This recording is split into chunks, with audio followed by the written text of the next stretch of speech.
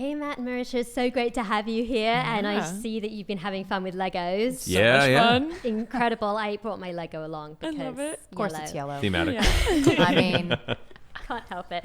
So segment is question of the day, and we usually drill Valerie and make her answer questions from fans. Oh. But since we have you both here today, we actually got questions from your fans. Oh, yeah. And so we want to go over them. I'm hoping my volume's high enough or it might be really loud. You're like, oh my gosh. So, let's go and find out. This is Emily from LA. All right. Hey, Matt. This is Emily from LA. You've had some amazing guests on Critical Role, and I was just wondering who your favorite has been and why. Thank you. Don't make me pick my children. That's not fair. Everybody else is going to be mad at you. I will say, for a particular reason, I thoroughly enjoyed having Sumali Montano as a guest because she had no experience with any role-playing games in the past at all. She's a mother. She's very much the kind of individual you would not think is like, oh, playing D&D. And she was so excited to dive into it, and she went in both feet first, made this amazing character, fleshed her out, and she jumped in without missing a beat and played this incredible heart during a very, very dark moment of the story. Yeah. And I think just situationally and given that history and what she did and became through a scenario she was so nervous about, she did such a phenomenal job, and I'm just super proud of her. That's awesome. Yeah, no, I liked Ashley Johnson as Pike because it was yellow. Oh, yeah.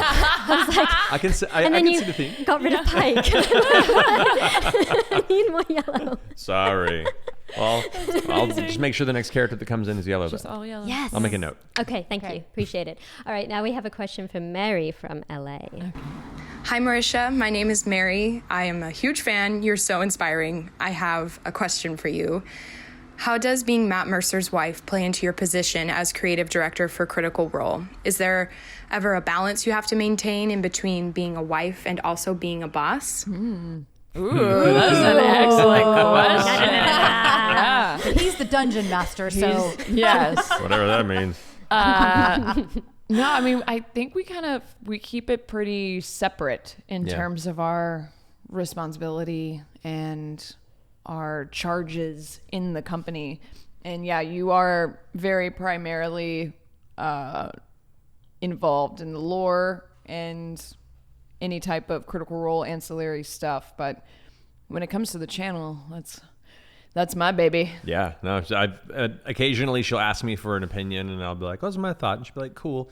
She doesn't have to use it, and usually doesn't because she's right. And I, but it's nice that she asks. But it's nice that she asks. I feel involved occasionally. But no, she does a great job on her own. And I wish I could share the stuff I'm working with, but because she's one of the players in the campaign, I lock myself in my office and I'll be like writing and working and developing, and she'll like knock on the door and open the door, and I'm like, quick, close tabs. It looks like I'm looking at porn or something. I'm like, don't look at the screen. Yeah. It's all just my notes and world building, and it's That's hilarious. You cannot get a sneak peek. No, try and keep that separated. Yeah, you're pretty good about that. Travis is the one that like keeps trying to get information. Yes, he'll pry. I try not to pry, but I do care very deeply that the rest of my teammates and that the company members are as equally as thrilled about the content that's going on the channel. If any one person was like, I think this is terrible, I'd be like, cool. There are always more ideas. Right, that's great. And I love that about you, the idea that it can be better, and we're going to do it better. 100%. We're not going to just do this just because with time or whatever, we're going to make it happen. Yeah, quality over quantity all the time, especially in the web space, where I think it's most people's ideas go the opposite. You want more quantity than quality, but I don't think we need to do that. Yeah, I agree. Yeah. Yes, awesome. Agreed across the board. Definitely. All right. One more question. Here we go. Matt from Ohio. Hi, Matt. This is Matt from Ohio. Good and name. I was wondering from where you draw your inspiration when you're creating your landscapes and settings for your campaigns. Thanks. Good question. That's a broad question. It's hard to say what I specifically draw it from because I don't like sit and think like, what elements of the things that I enjoy can I pull into it? But I can only say that I draw inspiration from all the books that I read growing up, from the games that I played growing up, from the stories that I enjoyed and the elements that I was frustrated by.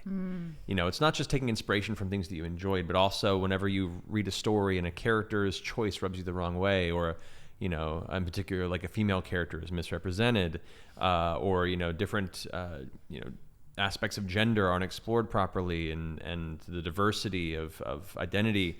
You know, these are things that a lot of original classic fantasy books didn't always do well. And growing up, kind of subconsciously acknowledging that, and as the years go on and I became an adult, wanting to see elements of that portrayed properly.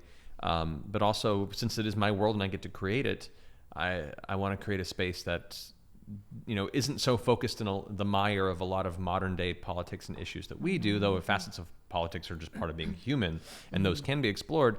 Instead, I wanted to create a space that was strong enough on its own, drawing those inspirations, but created its own internal logic to its dynamics and struggles and conflicts.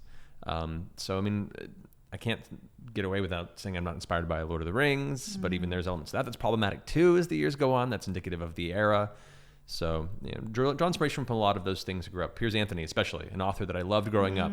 Looking back at his novels recently, terrible misogyny in a lot of those stories, and so it's just it was the time. It was well, but even still, even he was a little ham-fisted with it. So it's been a lot of reflection. Who hurt you? I know. I don't think people couldn't ask themselves those questions, though. It's like from my generation, my parents' generation, you know, nobody went to therapy. It was like, oh, just deal with this on my own. I don't hold people to the fire for, you know, for certain things of that era that they didn't know any better, you know, things it's like ignorance and the time. But still acknowledging it and knowing that we're not beholden to those same thoughts, and we can do better going forward is an important thing. And it's like you were saying, it's like taking inspiration from those stories and inspiring you to write the narrative for today. That what, you know, it's like you're taking that inspiration and then turning it around and making those voices be heard that maybe weren't heard back then. I love eldritch horror. I love, you know, Lovecraftian horror, as it's called in a lot of places.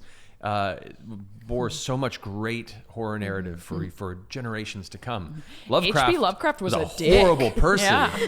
And so being able to not divorce yourself from it, because you have to acknowledge it, but also be able to know that the things that he created were then made better by people that could acknowledge that and then help make it their own and evolve it. And that's kind of what I'm hoping to do with my work as well. So amazing. A lot of spaces to take inspiration from. Yeah, amazing.